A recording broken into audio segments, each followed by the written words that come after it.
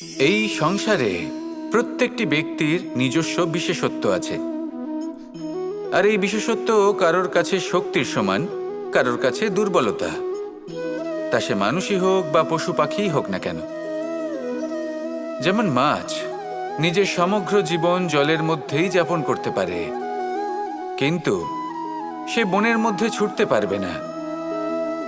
সেখানে সিংহকে বনের রাজা বলা হয়, কিন্তু সে তার আধিপত্য জলে স্থাপন করতে পারবে না।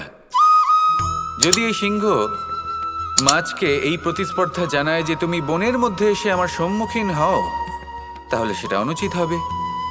সেটা মাছের দুর্বলতা নিয়ে উপহাস করার মতোই হবে।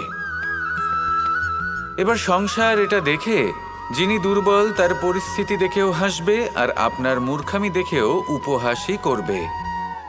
সেই জন্য নিজের জীবনে সব সময় যদি নিজের তুলনা করতে হয়, তাহলে সেই ব্যক্তির সাথে করুন যে বল, স্থান এবং ধন এই তিন দিকে আপনার সমতুল্য, কারণ সেক্ষেত্রে দুজনেই উচিত শিক্ষা লাভ করবেন।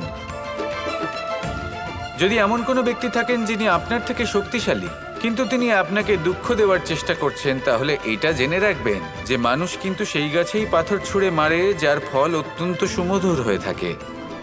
আর যদি আপনি বেশি শক্তিশালী হন, তাহলে অহংকার করবেন না। এটা মনে রাখবেন, অনেক বড় বড় পাথরও জলে ডুবে গিয়ে নিজের অস্তিত্ব হারিয়ে ফেলে। নিজের শক্তি সম্পর্কে সচেতন হন, সবাইকে ভালোবাসুন, সবাইকে সাহায্য করুন, আর আমার সাথে ভালোবেসে বলুন রাধা রাধা।